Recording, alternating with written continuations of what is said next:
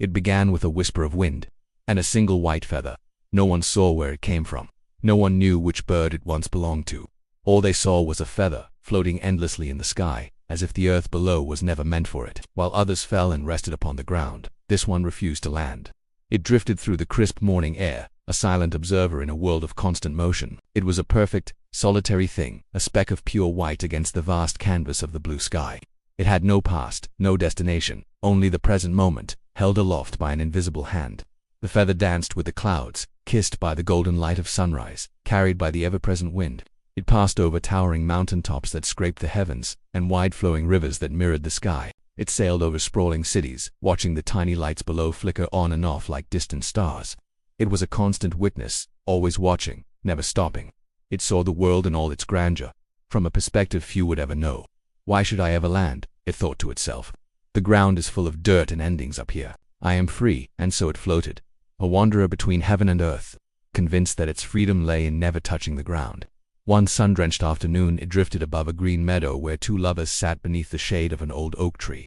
They spoke softly of forever, of shared dreams and whispered promises that only the innocence of youth can make.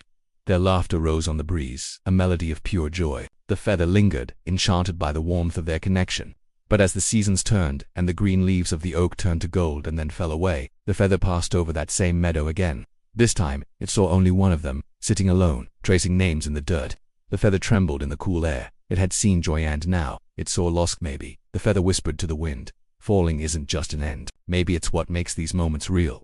But still, it did not land. The fear of that ending was too strong.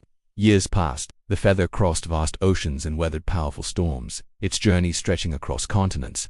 It saw villages being built brick by brick, filled with hope and community. And it saw others turn to ash, silenced by conflict. One day it floated over a field scarred by war. A heavy silence hung in the air, thick with unspoken grief. Smoke curled upward in lazy spirals from the scorched earth. For just a single, fleeting heartbeat, the wind stilled, and the feather landed gently on the outstretched hand of a fallen soldier. Then, just as quickly, the wind lifted it again, but that single touch, that brief contact with a life given in sacrifice, burned in its memory. For the first time, it began to understand the weight of the world below, and yet, it rose higher, afraid of what other sorrows the earth might show it next.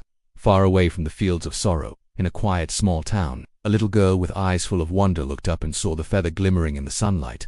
She reached out her small hands with a hopeful smile. "Come down," she whispered, her voice carried on the gentle breeze.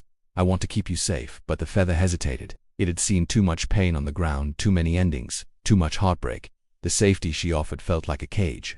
So, when the wind beckoned, the feather followed, allowing itself to be carried away once more. The little girl watched, her hand still outstretched, until it vanished completely behind the clouds. And for the first time on its long journey, the feather felt something it couldn't quite name. It felt like loneliness. The skies began to darken. Thunder rolled in the distance, a low, menacing growl. Lightning cracked across the heavens, illuminating the churning gray clouds, and for the first time, the feather had no control. The wind that had once been its gentle companion, its carrier, now became a furious force.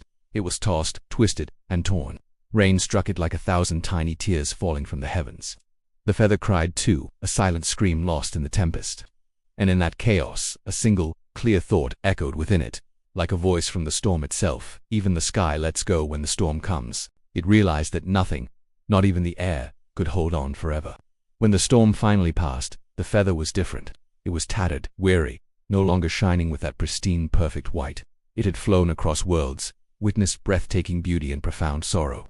But it had never known the feeling of belonging. As the first light of dawn broke over the horizon, painting the sky in soft shades of pink and orange, the wind grew still. There was no more sky to run to, and for the very first time, the feather began to fall, not violently, not with fear, but slowly, softly, peacefully. It was a surrender. It landed not in a bustling city, nor on a cold, hard stone, but in the warm, open palm of a sleeping child. It was the same little girl who had once called to it from below. She stirred, her eyes fluttering open, and a gentle smile spread across her face as she saw the tattered feather resting in her hand. "I knew you'd come back," she whispered, her voice full of a quiet, certain joy. The feather finally rested, and in that quiet, simple moment, it realized something profound. The ground it had feared for so long was not the end. It was home. The girl grew up. She kept the feather safe, pressed between the pages of her favorite book, which she kept beside her bed. Whenever she felt lost or uncertain, she would open the book, run her finger along the feather's delicate edge, and remember the softness of things that had once drifted too far away. And sometimes, when her own children were old enough to understand, she'd tell them a story. Once, she'd say, "A little feather taught me that it's okay to fall because sometimes, falling is how we find where we truly belong.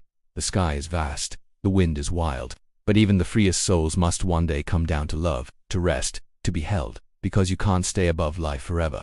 True meaning isn't found in endless flight, it's found when you finally land." Thank you so much for watching this story unfold. If it resonated with you, please consider liking this video and subscribing to the channel for more content that explores the little wonders of life. See you next time.